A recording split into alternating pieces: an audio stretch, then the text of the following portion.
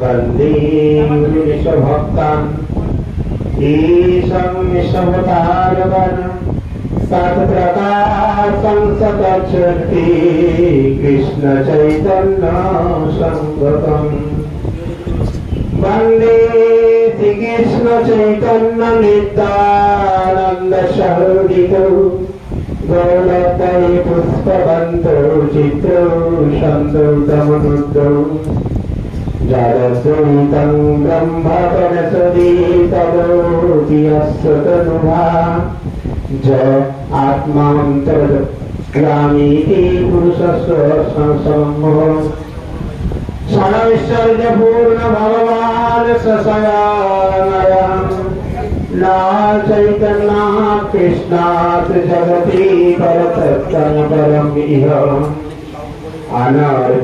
अनर्पितचिरात् करुणायावतीर्ण कलौ समार्पयत उन्नत उज्ज्वलरसां भक्तिप्रियम् पुरट सुंदर दुति गदां वसन्तीर्पितं सदा हृदय स्कन्दरे स्फुरतु नः सचिनन्दनम् पंचतत्त्वात्मकं कृष्णं भक्तरूपस्वरूपकं भक्तावतारं भक्तात्मं नमामि भक्तिशक्तिकम् श्री जगन्नाथ लीलाद्रिश्रामुकुटरत्नहि दान ब्रह्मणघनस्तन प्रसिद्ध पुरुषोत्तमम् प्रफुल्लकुण्डलिकाक्षलवनामृतटामृतं गुपितोदरमं पाहि ननभोगपुरन्दर निजधार सुनतायेन्द्रदुग्धप्रसादितं शुभाद्रलालनव्यग्ररामानुज नमस्तुते गुण्डिचारथयात्रादिमहोत्सवविवर्धनं भक्तवत्सल वन्दे तं गुण्डिचारथमङ्गलम्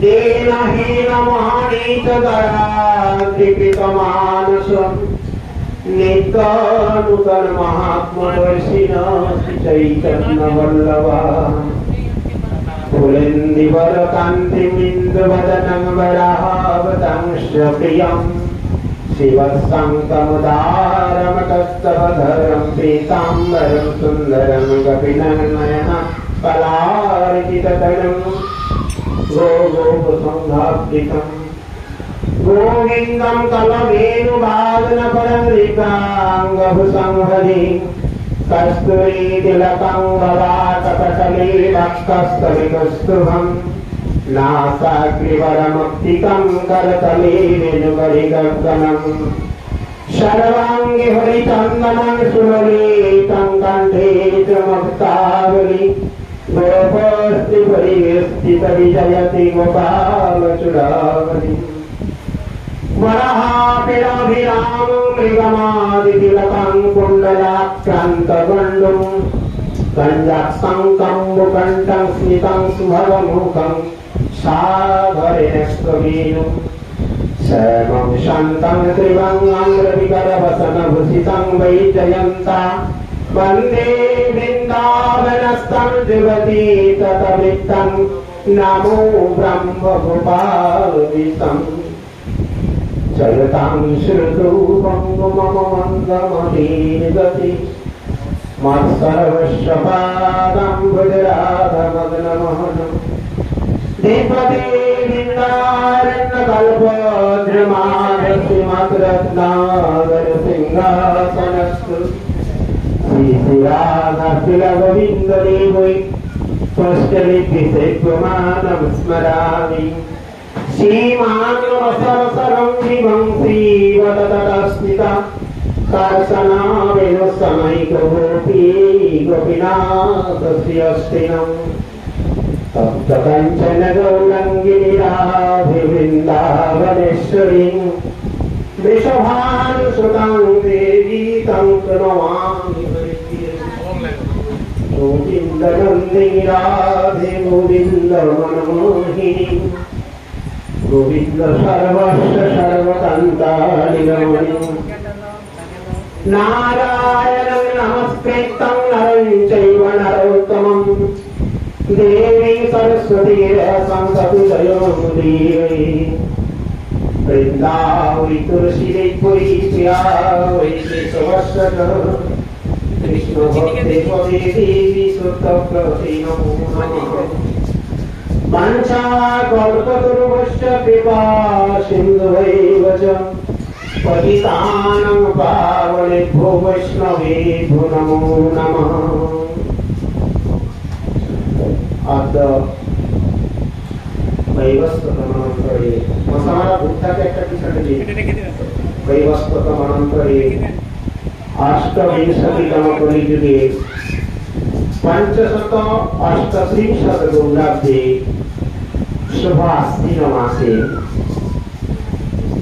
দ্বাদশী তিথি দ্বাদশীর অধিবেশন সবং পরিব্রাজক সেবক সংঘ শাখা এবং পিংলা পরিব্রাজক সেবক সংঘের শাখা দুটি শাখার সমন্বয়ে সনাতন প্রভুর বাসগৃহে উপস্থিত বৈষ্ণবদের শ্রীচরণে দণ্ডবৎ প্রণাম জানিয়ে উপস্থিত ব্রাহ্মণদের শ্রীচরণে প্রণাম, উপস্থিত অন্যান্য শ্রদ্ধালু সজ্জন বৃন্দকে যথোচিত সম্মান জ্ঞাপন পূর্বক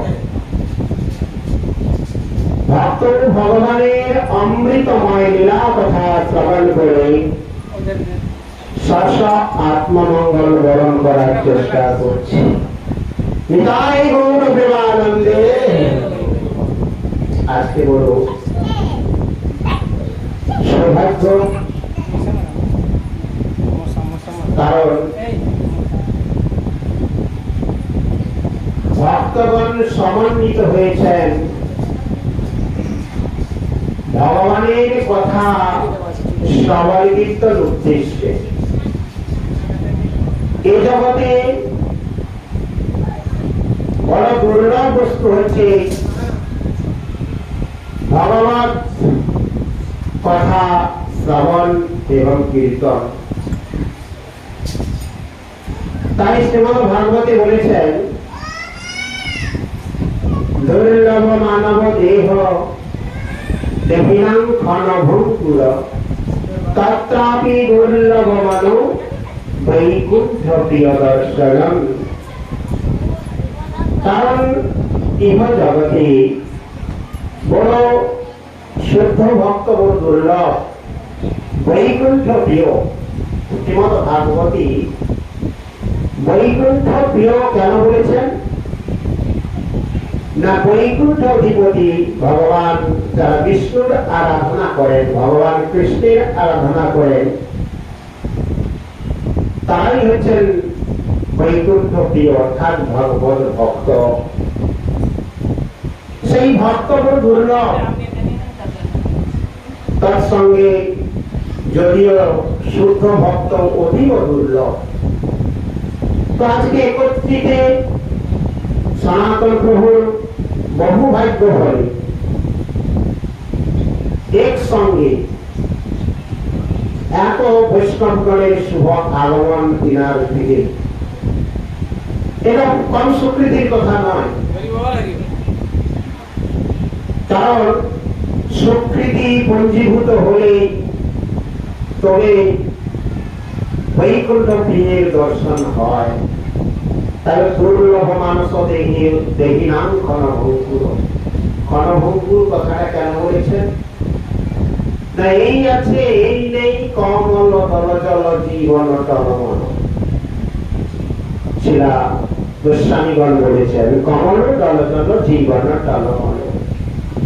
পদ্ম পাতায় যেরূপ জল স্থিরতা থাকে না, টলমল করে, ঠিক তদ্রূপ আমাদের এই জীবন। এই আছে এই নেই। আমরা আজকে একত্রিত হয়েছি, কালকে একত্রিত হবো বা কালকে সূর্যোদয় দেখতে পারবো, এরকম কোন প্রকার নিশ্চয়তা আমাদের মধ্যে নেই। তাই কমল দলজল জীবন টলমল। তাই বলছেন ক্ষণভঙ্গুর, আমাদের এই যে শরীর এটা ক্ষণভঙ্গুর, এখন আছে কিছুক্ষণ পর নাও থাকতে পারি। তাই মহাজনগণ বলেছেন সময় অতিবাহিত না করে সেই সময়টাকে যথার্থ কাজে লাগাতে বলেছেন, যেটা কি ভগবানের সেবা, ভগবানের শ্রবণ কীর্তনের দ্বারা। সেবা অনেক প্রকার রয়েছে, সর্বাপেক্ষা শ্রেষ্ঠ সেবা শ্রবণ কীর্তন। মালিক যদি একটা বৃক্ষ রোপণ করেন, সেই বৃক্ষের মূল উপাদান কিন্তু জল। তাই পারমার্থিক জীবনে যত প্রকার সেবা আছে তার মধ্যে মূল সেবা কিন্তু শ্রবণ এবং কীর্তন। শিলা প্রহ্লাদ মহারাজ তিনি তার সহ যে বাল্য বন্ধুরা ছিলেন তারা যখন প্রশ্ন করেছিলেন যে তুমি এত কথা জানলে কি করে, তো তিনি বলেছিলেন যে আমি নারদ ঋষির কাছ থেকে শ্রবণ করেছি মাতৃগর্ভে থেকে। তো তাদের উদ্দেশ্য করে বলেছেন শ্রবণং কীর্তনং স্মরণং বন্দনং পাদ সেবনম अर्चनं वंदनं दास्य सखा इति पुंसारस्वती इति पुंसारस्ते विष्णु भक्ति चेत नवलक्षणा। विष्णु भक्ति भगवत भक्तेर नटा लक्षणेर कथा बर्णना करेছেন। তার মধ্যে প্রথমেই বলেছেন শ্রবণং কীর্তনং, তারপরে স্মরণ। আমি যদি শ্রবণ না করি তো আমি কীর্তন করব কি করে? আবার কীর্তন যদি না করি স্মরণ কি করে করব? তারপর পাব সেবন, তারপর অর্চন, বন্দন, দাস্য, সখ্যা, এই যে ভাবগুলো বলেছেন তার প্রথমার্ধেই শ্রবণ কীর্তন। একাগ্র চিত্তে যদি ভগবত কথা আমরা শ্রবণ না করতে পারি তো আমরা কীর্তনের অধিকারী হতে পারবো না। আর যখনই আমরা শ্রবণ করতে পারবো, শ্রবণের পর যখন আমার কীর্তন আসবে, তখন সেই কীর্তনের দ্বারা ভগবত স্মরণ আসবে। তাছাড়া জোর করে ভগবত স্মরণ করা সম্ভব নয় বা ভগবানের স্মরণ আসে না। অনেকে অনেক ভাব দেখায়, ভাব অত সহজ বস্তু নয়। ভাব অটোমেটিক আসবে। শ্রীমদ ভাগবত কথা, শ্রীমদ ভাগবত কথা আমরা 1 ঘন্টা বসে একাগ্রচিত্ত হতে পারি। কত কথা পরস্পরের মধ্যে কথোপকথন চলছে, শেষ নেই। 24 ঘন্টা আমরা শুধু বকবক বকবক করে যাই, তথাপি আমাদের বকবকানি শেষ হয় না। ভগবানের কথা বলতে আমাদের সময় নেই। শাস্ত্রে বলেছেন যে যে প্রকার সেবারই থাকুক না কেন, সেবা করতে করতে ভগবানের নাম করতে হবে। কিন্তু আমাদের অন্য কথায় যদি ঘন্টার পর ঘন্টা হয়, দিনের পর দিন, তথাপি শেষ হয় না। কিন্তু ভগবানের কথা বলার সময় আমাদের মধ্যে নেই, ভগবানের কথায় রুচি আসে না। শ্রীমদ ভাগবতে বলেছেন অনন্তোপসমং সাক্ষাৎ ভক্তি যোগম অদত্তদে লোকস্য জানত ব্যাসস্য চক্রে সাততং সংহিতায়াং যস্তং বৈষ্ণমানায়ং কৃষ্ণে পরম পুরুষে ভক্তি রূপপদ্ধতি পুংসাং শোক মোহ ভয়াপরা। শ্রীমদ ভাগবতের প্রথম স্কন্ধে আমরা আমাদের অনর্থ নিবৃত্তি করতে পারছি না। কথায় কথায় বলি, আর প্রভু আমি তো গৃহস্থ ভক্ত, আমি তো অনর্থগ্রস্ত, আমার দ্বারা কি ভজন হবে, আমি কি কতটা এগোতে পারি, সংসার ঝামেলায় এত ব্যস্ত, সারা জীবনই আমাদের ব্যস্ততায় কেটে যায়। কিন্তু ভগবানের কথা শ্রবণে কীর্তনের কিঞ্চিত মাত্র সময় পায় না। আর কোন ভাগ্যকালে সেই সময় যদি আমাদের কাছে এসে যায়, তার যথার্থকরণ আমরা করতে পারছি না। তাই বলছেন অনর্থ উপশমন। আমাদের অনর্থ নিবৃত্ত হবে কি করে? আমরা কি ভগবানের প্রতি কানতে কানতে শরণাগত হয়ে তার কীর্তন আদি করতেছি ঘরে? কোনদিন এক সময় একত্রিত হয়ে তখন আমাদের খুব খুব নিজেদের দ্বিধাগ্রস্ত হয়, সে প্রভু সব কীর্তন করে নিল, আমাকে একটা কীর্তনে দিল না। আচ্ছা, যিনি দুয়ারি করছেন উনি কি কীর্তন করছেন না? আমাকে একটা প্রশ্নের উত্তর দিন তো। আমি যদি একজন কীর্তন করছে তার সঙ্গে গলা মিলিয়ে ভগবানের প্রতি একটু আরতি করে দুয়ারিটা করি, তো ভগবান একদিন নিশ্চয়ই আমাকে সুযোগ করে দিলেন, আমার শ্রীমুখে শ্রবণ করার সৌভাগ্য আমার এসেই যাবে। আমরা দুয়ারিটাও ঠিক মতো করি না। একজন কীর্তন করছে তো সবাই বসে আছি, কেউ আবার মন শুদ্ধ না করে গৃহের চিন্তা আদি উঠছে, খুব দুর্বল মনোভাব করি। তা মনের মধ্যে সেই আনন্দ উৎপন্ন হচ্ছে না কেন? ভগবানের নাম শ্রবণ করতে করতে আমার মধ্যে সেই রুচি আসছে না। কীর্তন যিনি করেন সেটা অহংকার। আমরা বারবার কীর্তনে করি, সরঙ্গ শরণাগতি হই বিজাহান, তাহার প্রার্থনা শুনেন শ্রী নন্দকুমার। যিনি সরঙ্গ শরণাগতি হয়েছেন তার প্রার্থনা ভগবান শুনছেন, তিনি কীর্তনের অধিকারী। আমরা কীর্তন করছি ভাই তব কাছে পাচ্ছি, কিন্তু পিছনে যাওয়ার আমার কোনো ইচ্ছা নেই, আমি আগের দিকেই যাব, আমি কীর্তন করব। তাহলে এই কীর্তনটা যিনি করছেন তার অনুগত হয়ে যদি আমি আস্তে আস্তে ভগবানের প্রতি ভাবাগ্রস্ত হয়ে কীর্তন করি, আমি যদি আমার আরতিটা ভগবানের কাছে নিবেদন করি, ভগবানকে খুশি করা সবচেয়ে সহজ উপায়। আমরা ভগবানের কিছু দিতে পারি না, আমরা কি দিব? আমরা তো নিজেই অযোগ্য, আমরা তো অনুবস্তু, তিনি তো বিভু বস্তু। তিনি করতুম আকর্তুম অন্নদা করতুম সমর্থ, তাই তিনি ভগবান। আর আমরা ক্ষুদ্র, এরপর অনু, মানে দূরবীন দিয়ে আমাদের দেখতে হবে। আমাদের যোগ্যতা ক্ষমতা কোনো কিছুই আমাদের মধ্যে নেই, কিন্তু যেটুকু আছে তা দিয়েই আমরা নিজেদের বড়াই করি। আমার মতো এত ভালো বাজিয়ে আর কেউ কোনটা আমার দিল না, আমার মতো পাঠক এত সুন্দর উঠাতে পারি, আমাকে একটু পাঠ করতে সুযোগ দিল না। তো এই অহংকারটাই আমাদের পতনের মূল।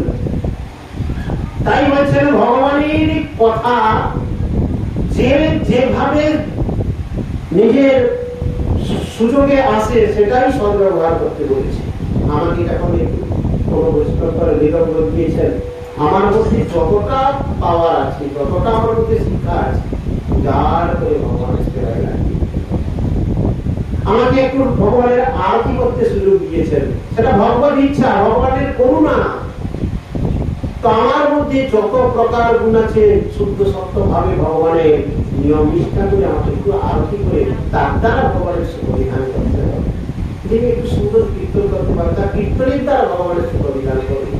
তার সর্বাঙ্গ ভাবে ভগবত সুখ চিন্তা যদি আমাদের মধ্যে থাকে, আমরা যা কিছুই করছি তার মূল উদ্দেশ্য যদি ভগবানকে রাখতে পারি, ভগবানের সুখ নিশ্চিত হয়ে ওই কাজ যদি করি, তখন সর্বসাটা ধর্ম বলে পরিণত হয়ে যাচ্ছে। সেটা কর্ম থাকছে না, ভক্তি, পরিপূর্ণ ভক্তি, সেটাই। তাহলে অনর্থ উপশমন, ভগবত কথায় আমাদের অনর্থ নিবৃত্তি হবে তো। তাহলে আমরা তো বহু বছর শ্রবণ কীর্তন করে সাধু সঙ্গ আদি করছি, আমাদের মধ্যে অনর্থ বিদ্যমান কেন? কেন অনর্থ থেকে আমরা নিবৃত্তি পাচ্ছি না? কেন হরি কথায় বসলে ঘুম এসে যায়? কেন হরি কথায় বসলে এত অন্যান্য চিন্তা আদি আমার মধ্যে জাগ্রত হয়?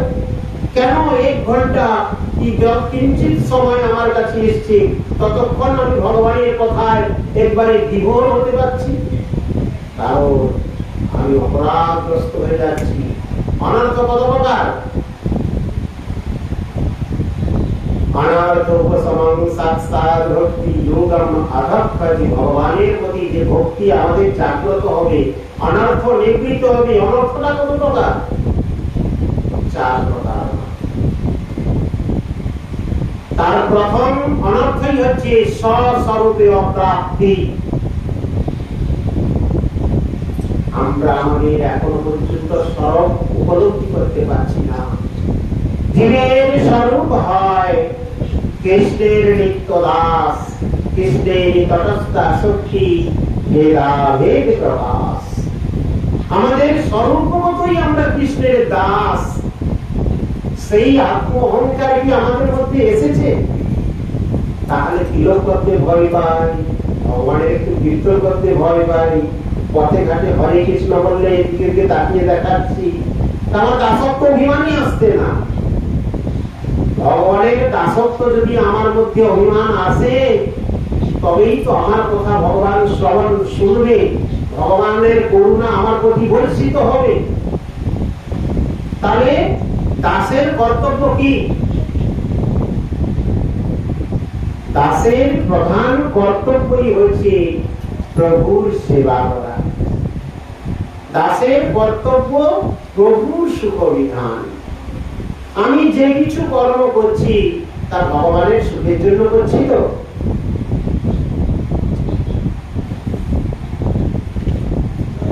আমার কর্মের দ্বারা যদি ভগবানের সুখ না হয়, আমি যদি আমার কর্মের দ্বারা ভগবানের সুখ চিন্তা না করি, ভগবানের সেবা সুখ না দিতে পারি, তাহলে বৃথা এই কর্ম।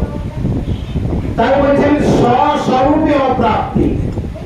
আমাদের স্বরূপ উপলব্ধি যতক্ষণ না হচ্ছে, যতক্ষণ না ভগবানের দাস অভিমান মনের মধ্যে জাগ্রত না হচ্ছে, তাহলে আমরা প্রথম নম্বর অনর্থ থেকে নিবৃত্তি প্রাপ্ত হতে পারছি না। তাহলে 1 নম্বর অনর্থ হচ্ছে স্বস্বরূপে অপ্রাপ্তি। আর 2য় নম্বর অনর্থ কি? হৃদয়ের দুর্বলতা। আমার বড় সংসার, আমার ছেলেকে আর মানুষ করতে হবে, আমার মেয়েকে মানুষ করতে হবে, কত দায়, কত আমার প্রতি দায় বর্তায়। আরে তোমার কি করার ক্ষমতা আছে? তুমি কি ছেলে মেয়েকে মানুষ করবে? ওই এমন মানুষ করেছ যে বৃদ্ধ বয়সে তোমাকে বৃদ্ধাশ্রমের দিকে ফেলে রেখেছে। তাই এটা কি আমরা উপযুক্ত করেছি ছেলে মেয়েদের? বলুন, ছেলে মেয়েদের যদি সুশিক্ষায় তাকে সুশিক্ষা দান করতে পারি, তো সারা জীবন সে আমাদের বাপ মাকে শ্রদ্ধা করবে। আমি আমার বাবা মাকে শ্রদ্ধা করি না, আমি আমার বাবা মার সেবা করি না, আর আমি চাই আমার ছেলে মেয়ে আমার সেবা করবে, তা কখনো সম্ভব? তাহলে হৃদয় দুর্বলতা এমন হয়ে গেছে যে মায়ার মধ্যে আবদ্ধ হয়ে যাচ্ছে, এই মমতার মধ্যে। কারণ আমরা সবাইয়ের কপাল তৈরি করে এসেছি। আজকে অনেক কিছু খুঁজলে পাবো কি? আজকে অনেকে ভক্ত হয়েছেন, অনেকে গৌরীয় ভজনাদি করতেছেন, সদ্গুরু শ্রীচরণ আশ্রয় করেছেন। আচ্ছা, মনে মনে ভাবুন তো, আপনারা গত হলে আপনাকে মহাপ্রসাদ দান করার উত্তরসূরি আপনি তৈরি করতে পেরেছেন তো? এই দুর্বলতা কার? কেন সেই সুশিক্ষায় শিক্ষিত করতে আমরা পারিনি? অপরের কথা ছাড়ুন,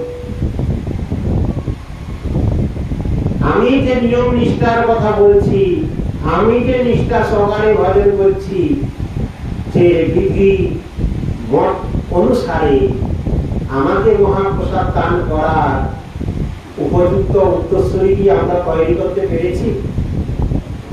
তাহলে কি রূপ ভজন? তাহলে এই রূপ সংসারের প্রতি এত আসক্তি কিসের মায়া? আমাদের পরিবর্তন করার যদি ক্ষমতা না থাকে, তাহলে আমি কেন বৃথা সময় ব্যতীত করব? তাহলে সবাই এ বিষয়ে একটু চিন্তা করে দেখুন। বেশিরভাগ ভজনকারী ব্যক্তি বয়সকালে এসেছেন। সংসারের পূর্বে যদি ভজনকারী ব্যক্তি হয় তো তার গৃহে সেই সুসন্তান ভক্ত জন্ম হয়, ভক্ত সন্তানের জন্ম হয়। কিন্তু দুর্ভাগ্য, আমরা যদি তা না করে বয়সকালে এসে আমার সংসার পুরো ভগবত ভজন পরায়ণ হবে, সম্ভব নয়। তাহলে হৃদয়ের দুর্বলতা কাটাতে হবে। যার সময় চলে গেছে, যেটুকু সময় আছে, তুনং জপতে অনুমৃত্যু যাবৎ তুনং ন পতে, এই শরীর যতক্ষণ না পতিত হচ্ছে, তুনং জপতে অনুমৃত্যু যাবৎ, যতক্ষণ না আমার কাছে মৃত্যু আসছে, সেই সুযোগ কেন ছাড়বে? তাহলে হৃদয়ের দুর্বলতা কাটিয়ে সর্বাঙ্গভাবে ভগবত শ্রবণ কীর্তনে রত হতে হবে, ভগবানের চিন্তন করতে হবে। যত কিঞ্চিত আমার যোগ্যতা, যতটাই আমার সমর্থ। কেউ বিশাল আকারে ভগবানের সেবা করছেন, কত প্রকার ভোগ রাদি, আমার কিছুই নেই, ডালানো সিদ্ধ অন্ন ভগবানকে সঠিক সময়ে হে প্রভু আর কি সহকারী। মন্ত্রহীনং ক্রিয়াহীনং ভক্তিহীনং জনার্দন সদ্গুণীতং ময়া পরিপূর্ণ তরুষ্মি। তার কাছে আর কি করি? আমি কিছুই পারি না, আমি অধম, আমার দ্বারা কোন সেবা যোগ্যই নয়। আমি যত কিঞ্চিত করছি প্রভু, কারণ ভগবান তো বলেছেন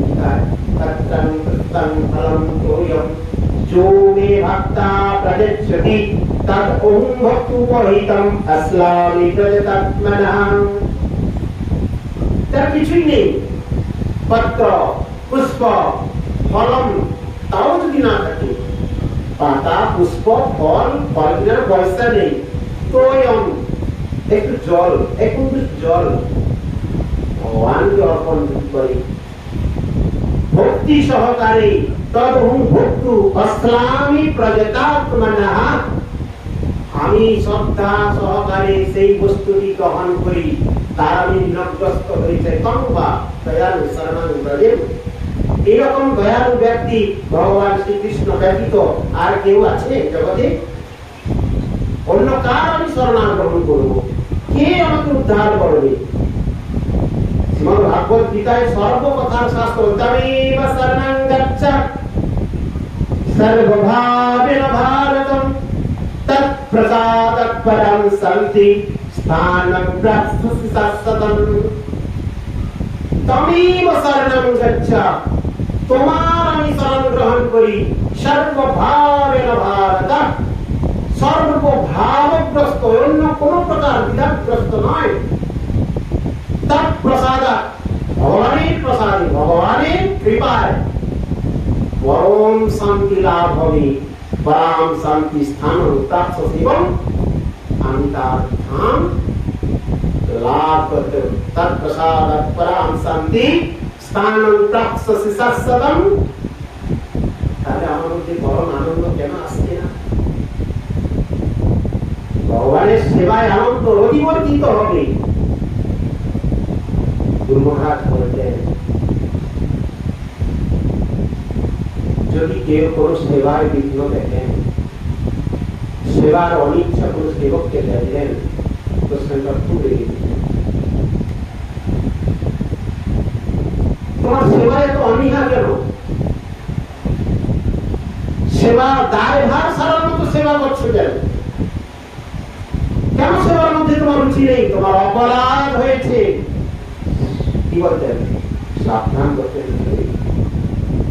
কাঁটা ফুটে যেই মুখে সেই মুখে বাহিরা হয়, পায়ে কাঁটা ফুটেলে কি স্কন্ধে বাহিরা হয়। বিষয়টা মানে কি? কাঁটা ফুটে যেই মুখে সেই মুখে বাহিরা হয়, পায়ে কাঁটা ফুটিলে কি স্কন্ধে বাহিরা হয়। অর্থাৎ আমার শরীরের পায়ে যদি কাঁটা ফুটে, যেই খান দিয়ে কাঁটাটা ফুটেছে সেই মুখ দিয়ে কিন্তু কাঁটা বের করতে হবে। আপনি পায়ে কাঁটা ফুললে অন্য জায়গা থেকে কাঁটা বের করবো বললে সম্ভব নয়। তাহলে অপরাধ যদি হয়েছে, যার কাছে যে কারণ যেভাবে অপরাধ হয়েছে সেই অপরাধ থেকে মুক্ত কিন্তু সেখান থেকেই হবে। তার চাঞ্চল্য প্রমাণ আপনারা জানেন। দুর্বাসা মুনি অম্বরীশ রাজার কাছে অপরাধ করে বিশ্ব ব্রহ্মাণ্ড কেন সত্যলোকে ব্রহ্মা, কৈলাস পর্বতে দেবাদিদেব মহাদেব, সর্বশেষ বৈকুণ্ঠপতি নারায়ণের কাছে গিয়েও তিনি উদ্ধার হতে পারলেন না। ভগবান বিষ্ণু বললেন, এই সুদর্শন চক্রের কাছ থেকে তোমাকে উদ্ধার করার ক্ষমতা আমার নেই। তুমি যার চরণে অপরাধ করেছ, তুমি কেবলমাত্র তিনি যদি ক্ষমে, সেই ক্ষমিলে বুঝে নহে আর। তিনি যদি তোমাকে সেইখান থেকে উদ্ধার করেন, অপরাধ থেকে মুক্ত করেন, তবেই তুমি অপরাধ থেকে মুক্ত পাবে, নচেৎ নাহি। তাই বলছেন, হৃদয় দুর্বলতা পরিত্যাগ পূর্বক একাগ্র চিত্তে যেই কদিন আমার কাছে আছে সেইটুকু সময় ভগবানের চরণে অর্পিত করে ভগবানের সেবা পূজায় ব্রতী হতে বলেছেন। তাই বলছেন গুরুদেব, যে সেবা আমার ভগবান গ্রহণ করছেন কিনা আমি জানবো কি করে? আমি একটা ভগবানের কাছে কীর্তন করছি, সেই কীর্তনটা ভগবান শ্রবণ করতেছেন কিনা আমি জানবো কি করে? তাহলে সেই বিষয়ে জানতে গেলে কি বলছেন, যে ভগবানের যে সেবা আমি করতেছি সেই সেবাটা ভগবান যে গ্রহণ করতেছেন তার একমাত্র উদাহরণ হচ্ছে সেই সেবার প্রতি আমার নিষ্ঠা আছে। উত্তরোত্তর সেবার বৃদ্ধি পাবে, সেবার মধ্যে আনন্দ বর্ধিত হবে, সেই সেবার মধ্যে আমার রুচি আসবে। সেবা করে আমি নিজেকে ধন্য মনে করব। আমি ভগবানকে ভোগ লাগিয়েছি, ভগবান তিনি গ্রহণ করছেন কিনা আমিও অনুভূতি করতে পারি। যদি সেই ভাব নিয়ে ভগবানকে ভোগ লাগাতে পারি, আর দায় সারা নিজেকে খেতে হবে। দাদা খালে রাগমার্গে প্রবেশ করেই আছে বিধি মার্গে, রাগমার্গের পরাকাষ্ঠার উপরে যদি ভোগ লাগাতে চাই তা সম্ভব? প্রত্যেকের একটা করে স্টেজ আছে, ভজনের একটা স্টেজ আছে।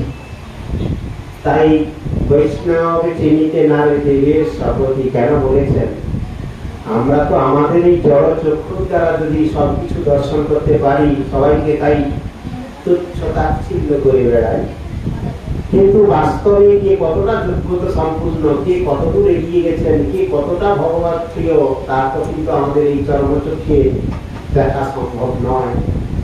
কারণ পিতামহ ব্রহ্মা তিনি এই ভগবত দর্শন সম্পর্কে বলেছেন, প্রেমাঞ্জন পীড়িত ব্যক্তি বিলোচনা সন্তু সদৈব হৃদয়ে সুবিরকয়ন্তি জংশ্যামং সুন্দরম অচিন্ত গুণস্বরূপম গোবিন্দম আদিপুরুষম তমহং ভজামি। প্রেম রূপ অঞ্জন মিশ্রিত বিলোচনে না, এই চক্ষুতে ভগবত দর্শন হয় না, ভক্ত দর্শন হয় না। ভগবানের দর্শন করতে গেলে প্রেম রূপ অঞ্জন মিশ্রিত এক চিন্ময় চক্ষু দরকার। সন্ত সদৈব হৃদয়েষু বিলকয়ন্তি সন্ত, সাধু তারা সর্বদা যার হৃদয়ে বিরাজিত।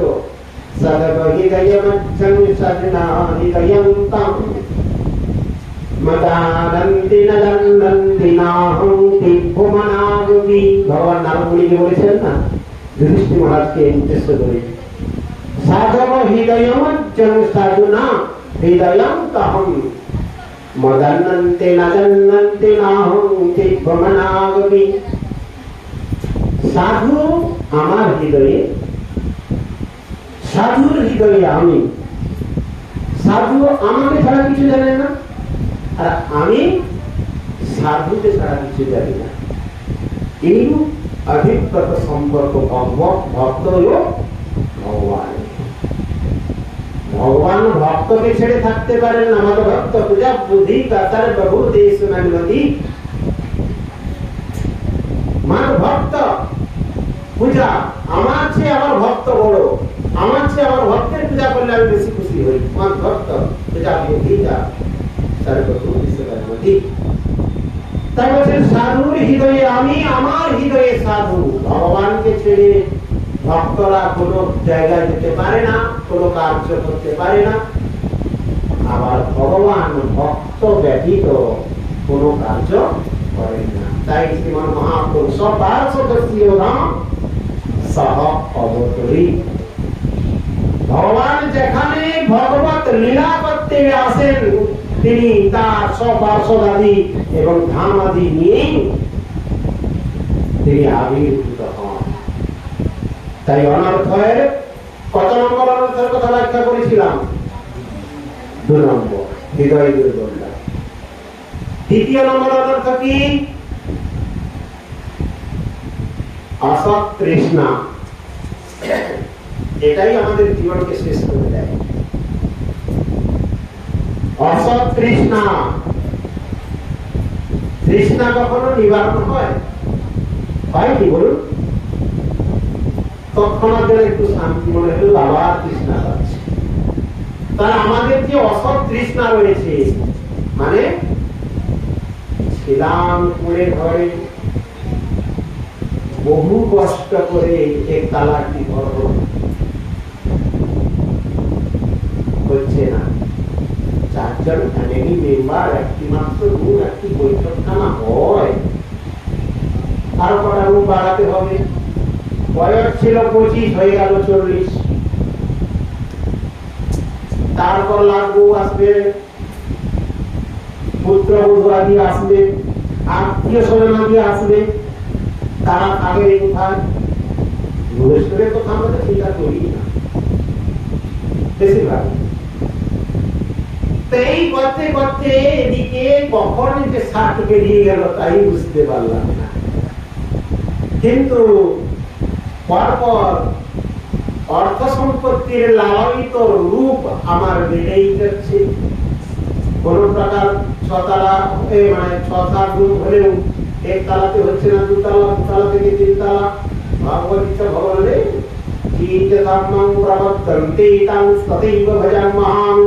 তুমি আমার কাছে যা চাও তুমি তাই পাবে, আমি তো কল্পদূর।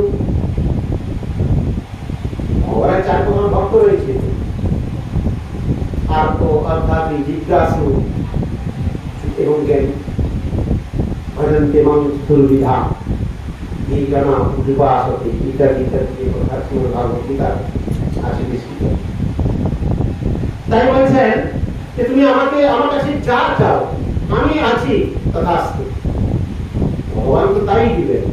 আমি যদি কামিনী কাঞ্চন চাই তাই পাবো, আমি যদি শুদ্ধ ভক্তি চাই একটু বাজিয়ে দিবেন। অত সহজে শুদ্ধ ভক্তি অত সহজে আসে না, কারণ এটা তো পঞ্চম পুরুষার্থ। মহাপ্রভু একবার জগদানন্দকে উদ্দেশ্য করে বলেছিলেন, তো কি বলেছিলেন? মহাপ্রভু তিনি যখন বাল্য লীলা করছেন, বাল্য রসে পড়ুয়া থেকে সবে আত্মপ্রকাশ করছেন, গয়া থেকে এসে তিনি জিজ্ঞাসা করছেন, আজকে কেন বেটা জগদানন্দ আসেনি?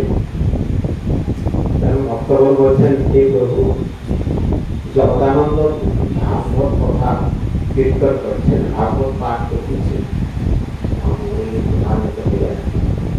এ বেটার ভাগবতে কোন অধিকার? গ্রন্থ রূপে সাক্ষাৎ ভাগবত কৃষ্ণ অবদান। সবে পুরুষার্থ ভক্তি ভাগবতে হয়, প্রেম রূপ ভাগবত চারি বেদে হয়। চারি বেদে দধি নবনীত ভাগবত, মথিলেন সুখে খাইলেন মথিলেন সুখে খাইলেন পরীক্ষিতে। মহাপ্রভু প্রধানিত বলছেন এটা ভাগবতে কোন অধিকার? কালকের জগদানন্দ তার ভাগবতে কিসের অধিকার? কেন এ কথা বলছেন না? গ্রন্থ রূপে ভাগবত সাক্ষাৎ কৃষ্ণ অবতার। ভাগবত কি বস্তু? ভাগবত কি জিনিস? আমরা ভাগবত কথার অধিকারী নহে। ভাগবত কথা জগতে প্রচুর চলছে। ভাগবত কথা কে শ্রবণ করতে পারে? ভাগবত কথা শ্রবণ কীর্তনকারী কে? দ্বাদশ মহাজন হচ্ছেন কীর্তনকারী। নিগম কল্পতরুর গলিত ফলম সুখ মুখা অমৃত সংহৃতম বিমতম ভাগবতম রসমালয়ম মুহুরহো রসিকা ভুবি ভাগবতম। রসিক ব্যক্তি, ভাবুক ব্যক্তি ভাগবত কথা শ্রবণ করে। আমাদের মতো অনর্থগ্রস্ত জীবের পক্ষে ভাগবত কথা শ্রবণের অধিকারী নয়। তাই আমরা অনর্থপ্রসন্ন হয়ে ভগবত ভক্তি রাজ্যে এখনো প্রবেশ করতে পারছি না।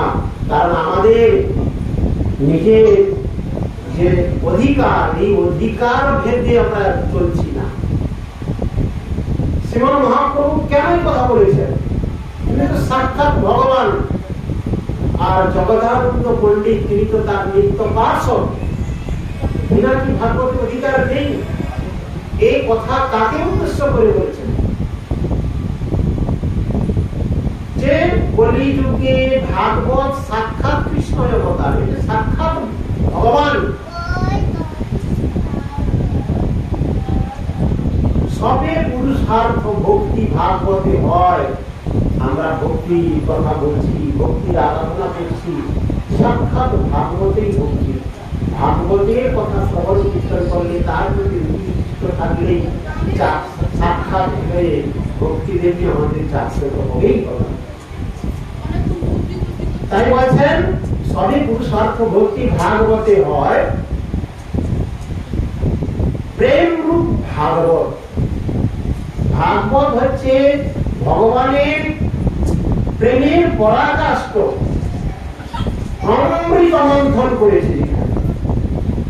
তাহলে সেই ভাগবত সবে পুরুষার্থ ভক্তি ভাগবতে হয়। প্রেম রূপ ভাগবত কে বলছে কথা? চারটা বেদ বলছে। চারি বেদ কি?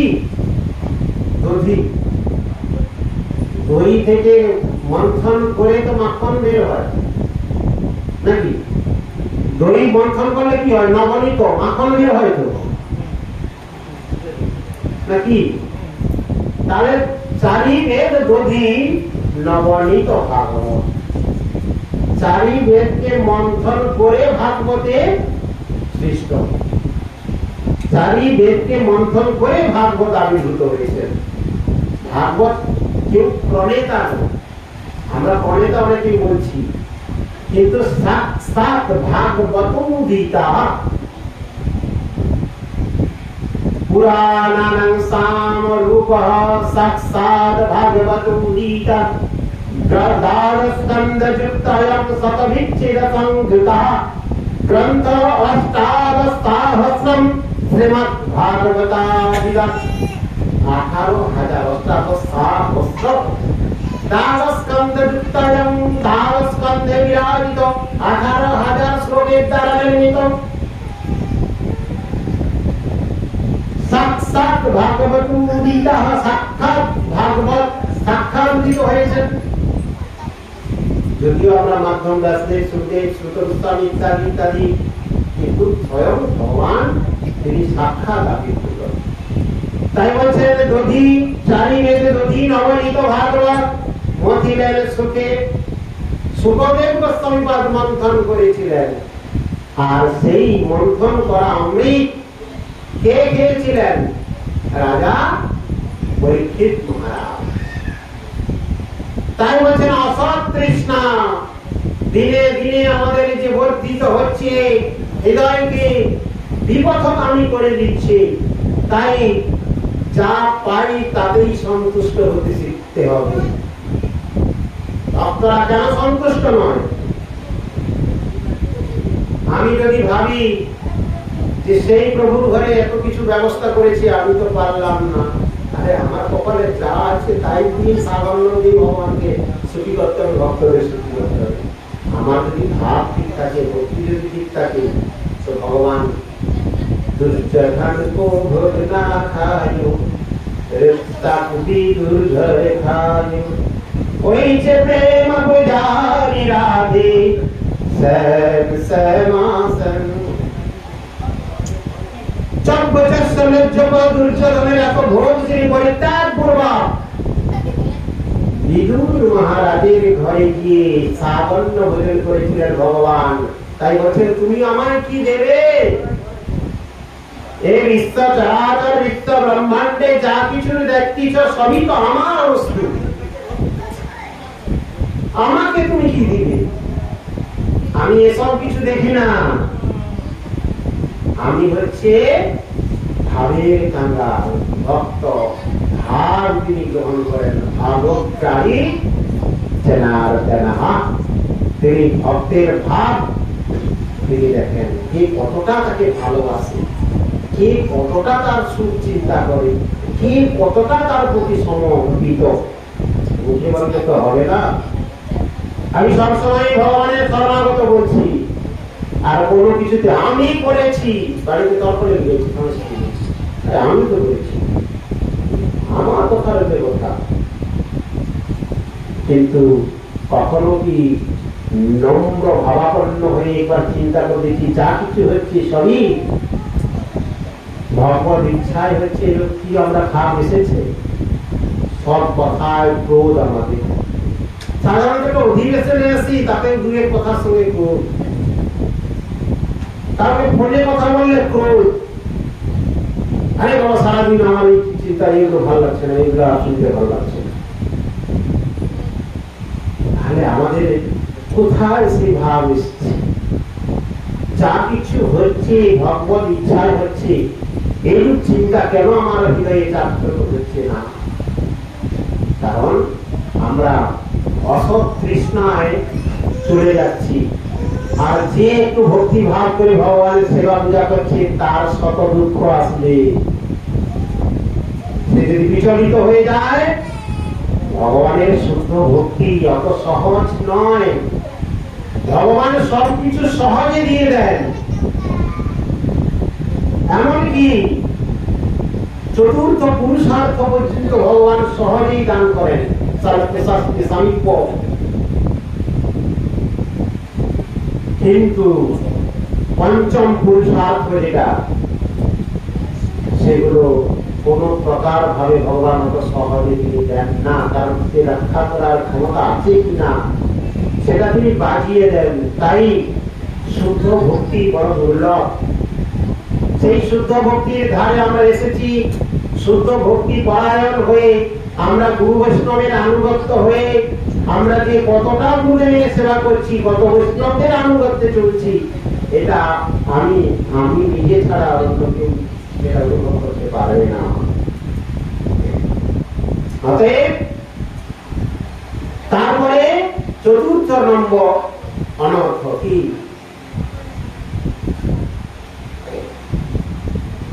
তৃতীয় নম্বর পর্যন্ত অনর্থ হলো, তাই তো?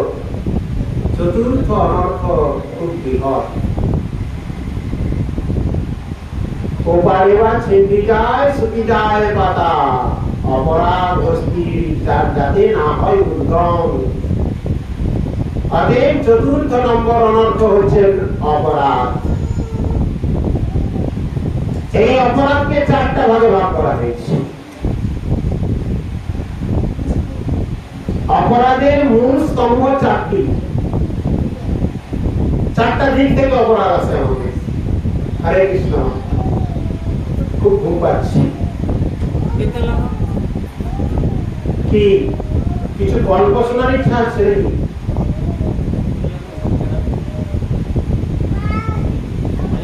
দিয়ে সাধু দেখা, মাইনে ধ্যান করে। অতএব সাধুদেরকে কান দিয়ে দেখতে বলেছেন। তো যাই হোক, অপরাধ যদি আমি অন্য উপাখ্যানে যাই সময় বলব, অতএব আমি কোনো কি বলছি ভাগবত থেকে হচ্ছে, এখন আমি প্রথম কি আর বুঝতে হবে আপনারা এখন বলবেন। অপরাধ, অপরাধের চারটি স্তম্ভ: সেবা অপরাধ, নাম অপরাধ, ধাম অপরাধ, বৈষ্ণব অপরাধ। তাহলে অপরাধকে চারটি ভাগে ভাগ করে গেছে: নাম অপরাধ, ধাম অপরাধ, সেবা অপরাধ এবং বৈষ্ণব অপরাধ। এবার প্রশ্ন হচ্ছে, নাম অপরাধ কত প্রকার? আমরা তো প্রায় জানি নাম অপরাধ 10 প্রকার। তাহলে চারটা স্তম্ভ থেকে আবার ভাগ হয়েছে। তাহলে 1 নম্বর স্তম্ভ হচ্ছে নাম অপরাধ। সেই নাম অপরাধ আবার 10 প্রকার। সাধুকে অসাধুজন নাম বলে, পাপ ভর্তি, অন্য দেবতার সঙ্গে ভগবানের দিকে ইত্যাদি ইত্যাদি 10 নাম অপরাধ। যারা নামাশ্রয় করেছেন গুরু বন্দনা বইয়ে, তাদের জন্য নাম অপরাধ থেকে বিরত থাকার জন্য একটি গ্রন্থ গুরুদেব প্রদান করেছেন। সেই গ্রন্থ আমরা আস্বাদন করি কিনা, মাঝে মাঝে খুলে দেখি কিনা তাও ঠিক নেই, বা কারোর মধ্যে হয়তো কণ্ঠস্থ আছে, সবকিছুই বিদ্যমান। তারপরে বলেছেন ধাম অপরাধ। যারা এত কথা বলতে চান অন্যদিকে চলে যান। ধাম অপরাধ 10 প্রকার। আমরা ধাম দর্শনে গিয়ে ধামের আবর্জনা জঞ্জাল আদি নিয়ে বাড়িতে নিয়ে চলে আসি। ধামের বৈষ্ণব এরকম আমাকে ঠকালো, এখানে প্রণামী, সেখানে দক্ষিণা, সেখানে মুখ ইত্যাদি। ধামের যে অমৃতময় মহিমা, অপ্রাকৃত ধাম, সেই বস্তুতে আমরা দর্শন করলাম না। কারণ কি? আমরা তো সেই শিক্ষা লাভ করি না। ধামে যাওয়ার আগে ধামের গুরু করতে হয়, যিনি ধাম অভিজ্ঞ, ধামের বিশেষজ্ঞ, সর্বান্তক ভাবে ধাম আদি দর্শন করে তিনি আমাকে ধামের মহিমা প্রথম শ্রবণ করাবেন, তারপর দর্শন করাবেন, তবে হবে না দর্শন। আমি রাধাকুণ্ডে যাওয়ার আগে রাধাকুণ্ডের মহিমা আমাকে শ্রবণ করতে হবে, তারপর প্রেম বিহল হৃদয়ে রাধাকুণ্ডে গিয়ে রাধার স্তবাদি করি, রাধাকুণ্ড যদি দর্শন করি তা হবে দর্শন। সেখানে অপরাধের ভয় নেই, কিন্তু তা তো আমরা করি না। তাই ধাম অপরাধ গ্রস্ত হয়ে যায়। বাকি সেবা অপরাধ 64 প্রকার। আবার বরাহ পুরাণে দাত্রিংশৎ অপরাধ যে কীর্তন দেব সুধে মায়া সদা বৈষ্ণবেন তু বর্জনীয় প্রযত্নঃ। কপিলদেব মাতা দেবলীকে উদ্দেশ্য করে দাত্রিংশৎ অপরাধের ওখানে বর্ণনা করেছে। ভগবানের পাঠ শ্রবণ করতে করতে গালি হাতে ছিলাম। ভগবানের বিগ্রহ থাকতে থাকতে সামনে যানবাহন নিয়ে চলে যাচ্ছে। ভগবানকে পিছন দিকে তাকিয়ে পিছন করে ফিরে চলে যাচ্ছে। ঘরে গোপালকে বিগ্রহ রাখছে, স্বামী স্ত্রী তুললাম, জোরে জোরে কথন কথন, যাকে বাঘ বিতণ্ডা। ভগবানের সামনে জোরে কথা বলা, ভগবানের কাছে যে আমাদের ভিতরে বসা,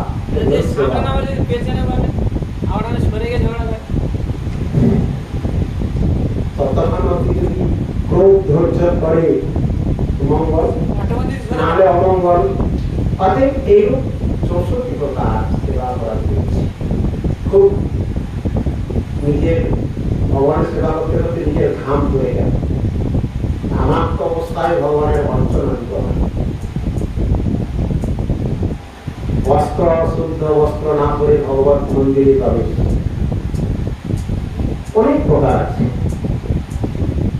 পরিক্রমা 26 প্রকার, 64 প্রকার। তার থেকে এটা গেল সেবা করা। সেবা করা হরিভক্তি বিলাস।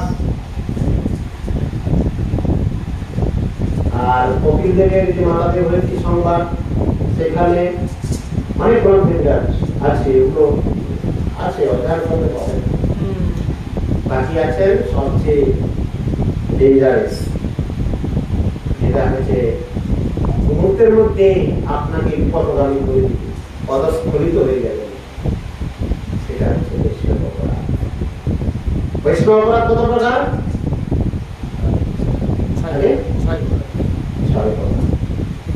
হান্তি নিন্দন্তি বৈষ্ণেষ্টি বৈদেষ্টি বৈষ্ণবানাং ন অভিনন্দন্তি ক্রুদ্ধতে জাতি দর্শনে ন হর্ষং পতনানি সদা। যে স্টেজে যান না কেন, যদি বৈকুণ্ঠে মানে বৈকুণ্ঠে বসন্তি যাত্রা সর্বে বৈকুণ্ঠ মূর্তায়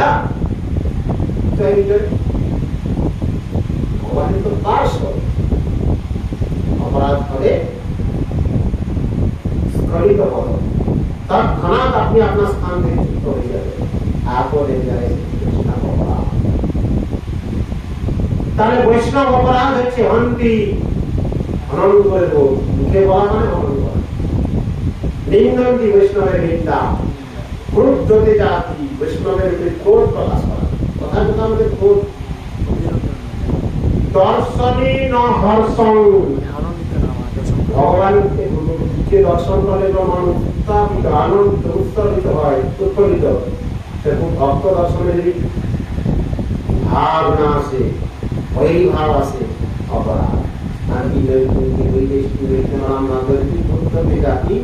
দর্শনে ন হর্ষং ঘটনা, এই 6 প্রকার অপরাধ থেকে সমস্ত মানে এই অপরাধ থাকলে সে ভক্তিপথে জাগ্রত হতে পারবে না, অগ্রসর হতে পারবে না। তাই ভগবানের নাম আমরা করছি, ভগবানের নাম চিন্তা করছি, কিন্তু সেই নামে রুচি আসছে না। কেন? ভগবানের নামে উত্তরোত্তর বৃদ্ধি পাচ্ছে না কেন? কেউ তো হয়তো 25,000 নাম করছে কিনা, তাও লক্ষ নামে কেন যেতে পারছি না? অপরাধ আছে প্রচুর, জগদানন্দ পণ্ডিত তার প্রেম বিবর্তন গ্রন্থে বলেছেন, অসাধু সঙ্গে ভাই কৃষ্ণ নাম নাই হয়, নামাক্ষর বাহিরায় বটে কবু নাম কবু নয়, সদা নাম অপরাধ এসব জানিলে ভাই কৃষ্ণ ভক্তির বাদ। যদি করিবে কৃষ্ণ নাম সাধু সঙ্গ কর, ভক্তি মুক্তি সিদ্ধি বাঞ্ছা দূরে পরিহর। 10 অপরাধ ত্যাজ মান অপমান, অনাসক্তি বিষয় ভজ আর লহ কৃষ্ণ নাম। কৃষ্ণ ভক্তির অনুকূল করহ স্বীকার, কৃষ্ণ ভক্তির প্রতিকূল সব কর পরিহার। জ্ঞান যোগ চেষ্টা ছাড়ো আর কর্ম সঙ্গ, মর্কট বৈরাগ্য ত্যাজ জাতি দেহরঙ্গ। বৈরাগী ভাই গ্রাম্য কথা না শুনিলে কানে, কৃষ্ণ আমায় পারে রাখে জানো সর্বকাল। আত্মনিবেদন রইলে ঘুচাও জঞ্জাল। বৈরাগী ভাই গ্রাম্য কথা না শুনিলে আনে, গ্রাম্য বার্তা না কহিবে যবে মিলিবে আনে। ওটা তো আগেই দরকার আমাদের। এখানে পাঠ হচ্ছে, সেখানে গ্রাম্য কথা হচ্ছে। কোথাকার বাবু তোমার ঘরে ছেলে কি করছে, মেয়ে কি করছে, বৌমা কি রকম দেখে তো। আমি আমার শাশুড়িকে দেখি, আমি তাকে দিয়ে শুনছি, বৌমা তোমার দেখে তো।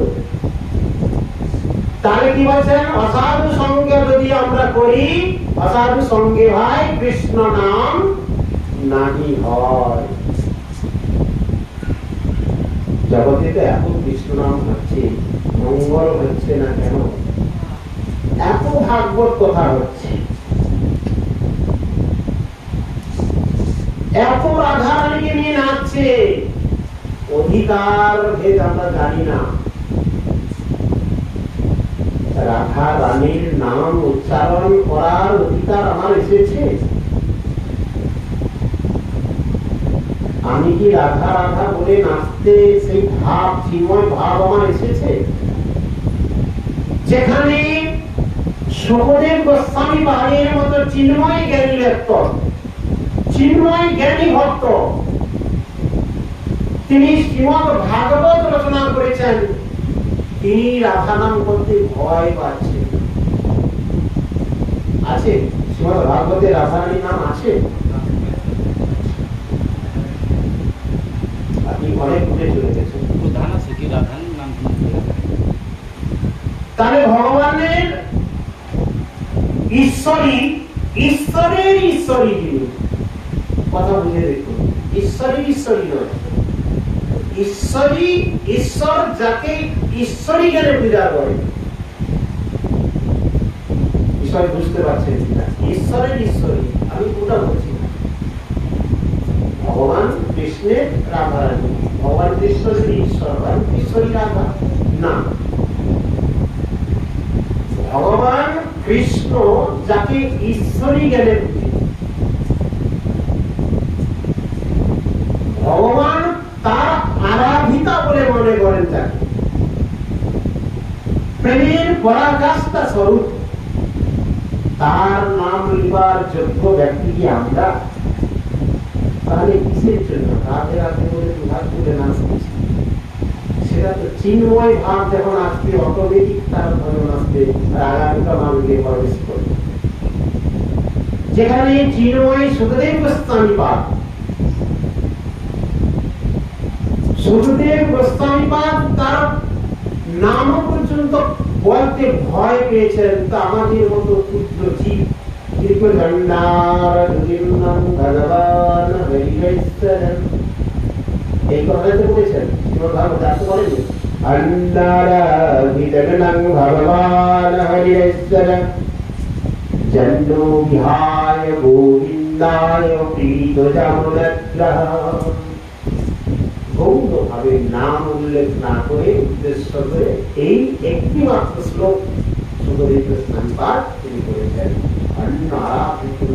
ভগবান হরিশ্বর, কি এমন তপস্যা করেছে, কি এমন ঈশ্বরের আরাধনা করেছেন, যিনি ঈশ্বরের ঈশ্বর। আমরা তো অত দূরে না গেলে চৈতন্য চরিতামৃতে কৃষ্ণদাস কবিরাজ গোস্বামী পাদ, আমরা ধন্য বৈবস্বত মনান্তরে 14টা মনান্তরে যে 7ম নম্বর মনান্তর চলছে, এরপর ব্রহ্মা রাত্রি এসে যাচ্ছে। এই মনান্তরের পর মানে দাম এসে যাচ্ছে না, হাজার কোটি কোটি আমরা বাকি আছে। কারণ এটা তো 27 নম্বর দিব্যযুগ চলছে, 71টা দিব্যযুগ হবে। মানে এখনো কতগুলো সত্য, কতগুলো ত্রিতা, কতগুলো কলি গেলে এই বৈবস্বত মনান্তর সমাপ্ত হবে। বৈবস্বত মনান্তরে এই জন্য অনেকে ঘুরিয়ে ভাগবত শ্রবণ করতে হতে, সবই সত্য যুগের ঘটনা। স্বয়ম্ভ মনুর মনন্তরে ছিল যখন কৃষ্ণ নামের কথা আছে না, ভগবান শ্রীকৃষ্ণের আবির্ভাব সম্পর্কে, সেটা কবে? সেটা 1 নম্বর বৈবস্বত মনন্তরে কৃষ্ণ আর সুতপা নামে তারা আবির্ভূত হয়েছিলেন। তারা আমরা এইসব তত্ত্ব কথা আলোচনাই তো হয় না, বুঝবো কি করে? প্রত্যেকটা মনন্তরে 71টা তো সত্য যুগ, প্রত্যেক মনন্তরে 71টা সত্য যুগ, 71টা তারপর 71টা ত্রেতা, 71টা কলি। তার কোন সত্য যুগের ওই মনন্তরে তার এরকম 14টা মনন্তর, এত বলে ব্রহ্মার ইয়ে কি অঙ্ক, এগুলো তো মাথা ঘুরিয়ে যাবে।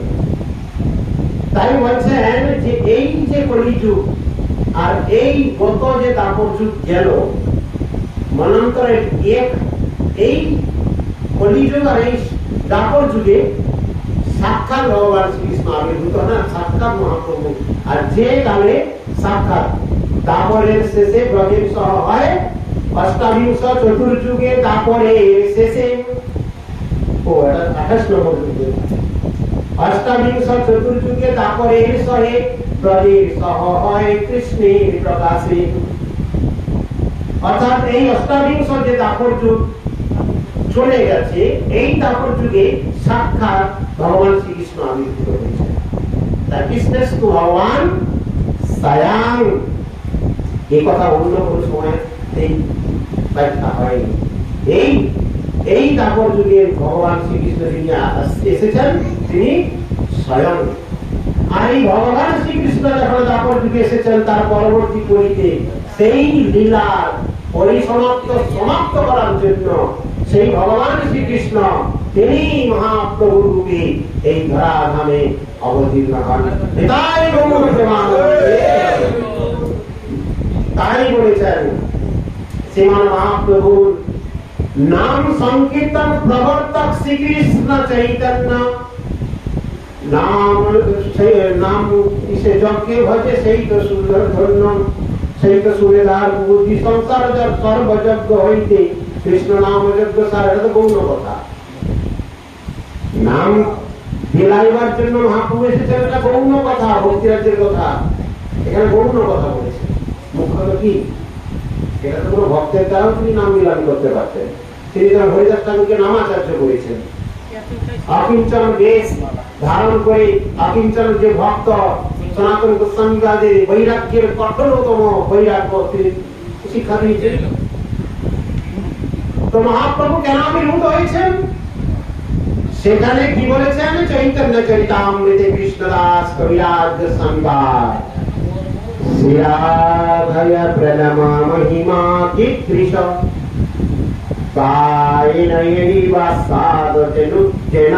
মধুরিমা কীদৃশ বামোদীয় সৌখঞ্চস্তমোদনুভবত কীদৃশম।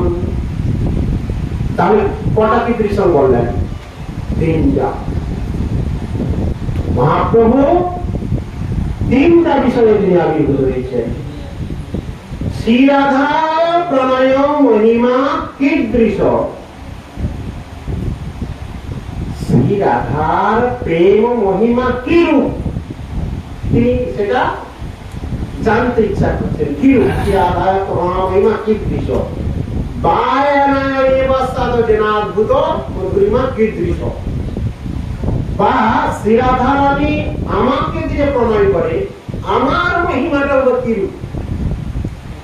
আমার যে রূপ মহিমা গুণ মহিমা লীলা মাধুরী এগুলো কি রূপ সেটা তো আস্বাদন ভগবান।